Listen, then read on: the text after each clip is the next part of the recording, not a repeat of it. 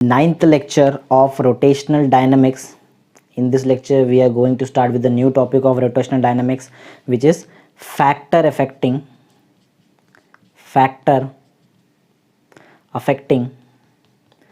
Moment of inertia. ठीक है, ये हमारा आज का टॉपिक है, factor affecting moment of inertia. ठीक है, तो ये है हमारा आज का टॉपिक और हम है लेक्चर नंबर 29 में. ठीक है, बहुत सिंपल सा कंसेप्ट है, एकदम थियोरेटिकल कंसेप्ट है. तो क्वेश्चन ऐसा है कि कौन से फैक्टर पे मोमेंट ऑफ इनर्शिया डिपेंड करता है. तो मैं आपको एक एक बात बताता हूँ. टोटल यहाँ पे है हमारे पास टोटल 5 फैक्टर्स पे मोमेंट ऑफ इनर्शिया डिपेंड करता है. सबसे पहला फैक्टर है मास ऑफ द बॉडी. ठीक है, क्योंकि आई का जो फॉर्मूला होता है, मोमेंट ऑफ इनर्शिया का जो फॉर्मूला होता है, I is equal to mr² होता है. ठीक है ना, तो मास पे डिपेंड करता है. ठीक है, और मास किसका है, बॉडी का मास हो सकता है. ठीक है, एलिमेंट्री बॉडी भी हो सकता है.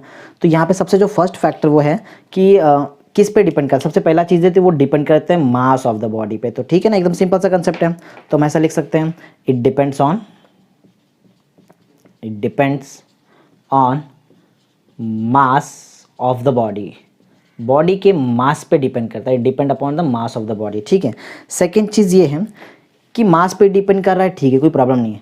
मास का जो डिस्ट्रीब्यूशन है अबाउट, देखो समझो ये अगर हमारा एक्स ऑफ रोटेशन है, ऐसा घूम रहा है, तो जो बॉडी है कोई पर्टिकुलर अनशेप का बॉडी ले लेते हैं हम, प्रॉपर शेप नहीं, जरूरी नहीं है ऐसा प्रॉपर शेप. बॉडी के आजू बाजू मास का डिस्ट्रीब्यूशन कहाँ है, कितना है, उस पर भी डिपेंड करता है. मीन सेकेंड चीज़ वो डिपेंड करता है डिस्ट्रीब्यूशन ऑफ मास पे, कि मास दूर डिस्ट्रीब्यूटेड है, नज़दीक है. ठीक है, इस पर डिपेंड करता है. कौन डिपेंड करता है, moment of inertia. Moment of inertia depends on distribution of mass about axis of rotation. Means axis of rotation से नज़दीक है या दूर है. देखो ये थोड़ा ज़्यादा दूर हो गया, ये कुछ ज़्यादा ही नज़दीक हो गया. Means moment of inertia depend करता है distribution of mass about axis of rotation. ठीक है, इस पर भी डिपेंड करता है. तो लिख लेते हैं, it depends on distribution of mass. ठीक है, डिस्ट्रीब्यूशन ऑफ मास का distribution. It depends upon the distribution of mass. कहाँ पे बताना पड़ेगा, अबाउट एक्सिस ऑफ रोटेशन ना, about axis of rotation. Means axis of rotation के अबाउट कैसा मास डिस्ट्रीब्यूटेड है, वो उस पर भी डिपेंड करता है हमारा मोमेंट ऑफ इनर्शिया. तो आई होप आपको 2 पॉइंट एकदम क्लियर समझा है. एक तो डिपेंड करता है मास पे, दूसरा डिपेंड करता है डिस्ट्रीब्यूशन ऑफ मास पे. जो थर्ड कंसेप्ट है, देखो इसमें एक और चीज़ है कि एक्सिस ऑफ रोटेशन कहाँ पे, उस पर भी तो डिपेंड करेगा कि एक्सिस ऑफ रोटेशन नज़दीक है, बराबर सेंटर ऑफ मास पे है, कहाँ पे है. मीन्स ये डिपेंड करता है मोमेंट ऑफ इनर्शिया. एक और पैरामीटर पे डिपेंड करता है, वो है position of axis of rotation. ये ठीक है, तो position of axis of rotation पे भी मोमेंट ऑफ इनर्शिया डिपेंड करता है. ठीक है ना, पहले डिपेंड किया ये मास पे, फिर डिपेंड किया डिस्ट्रीब्यूशन ऑफ मास पे, अब डिपेंड करने जा रहा है किस पे, position of axis of rotation. Axis of rotation कहाँ पे, सेंटर ऑफ मास पे है, किधर है, एकदम एंड पे, एक्सट्रीम पे है, लेफ्ट में, राइट पे, वहाँ पे भी डिपेंड करता है. ठीक है, तो एक और पॉइंट यहाँ पे है, it depends on position of axis of rotation. ठीक है ना, एक्सिस ऑफ रोटेशन के पोजीशन पे भी डिपेंड करेगा ये, राइट है.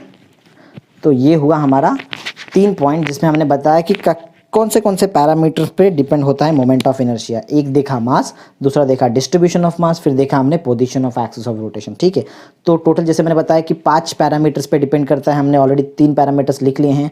जो 4th पैरामीटर वो है कि शेप कैसे है बॉडी का शेप कैसा. देखो ये तो अनशेप बॉडी है, प्रॉपर शेप भी हो सकता है, स्क्वायर, एकदम प्रॉपर स्क्वायर वाला शेप हो सकता है, रेक्टेंगल शेप हो सकता है. आपने देखा होगा नोटबुक जो है, नोटबुक का रेक्टेंगल शेप होता है. ठीक है, तो अगर हम नोटबुक को रोटेट करते हैं, याद है बचपन में बहुत बार किया है ये, नोटबुक कोई पर्टिकुलर नोटबुक ऐसा लेते हैं, उसको बराबर मिडल पे यहाँ पे एक फिंगर रखते हैं और उसको रोटेट करने का ट्राई करते हैं, और प्रॉपरली जैसे ही वो मिडल पे फिंगर रखते हैं ये प्रॉपरली रोटेट भी होता है. मीन्स मिडल में इसका एक्स ऑफ रोटेशन रहेगा तो एकदम प्रॉपर रोटेट होता है. तो शेप पे भी तो डिपेंड करता है. ठीक है ना, राइट है ना, शेप पे डिपेंड करता है, साइज पे डिपेंड करता है.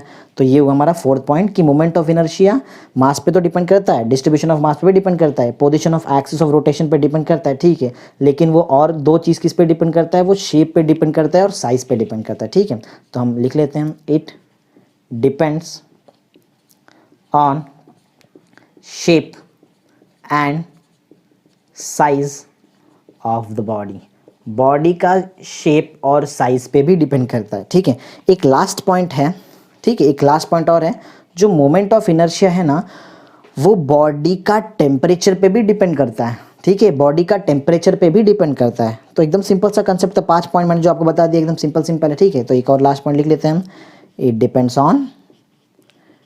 डिपेंड्स ऑन टेम्परेचर, टेम्परेचर किसका, temperature of the body, body के टेम्परेचर पे भी डिपेंड करता है, depends upon the temperature of the body. तो मैंने क्या क्या बताया, मैंने आपको टोटल 5 पैरामीटर्स बताया है जिस पे मूवमेंट ऑफ इनर्शिया डिपेंड करता है। अब हम वन बाय वन एक एक पैरामीटर को फिर से मैं रिपीट करता हूँ, आप एक बार ध्यान से सुनना, ठीक है। सबसे पहले मैंने बताया कि movement of inertia depends on mass of, देखो की पॉइंट याद रखो, बाकी तो आपको याद हो ही जाएगा, मास ऑफ द बॉडी।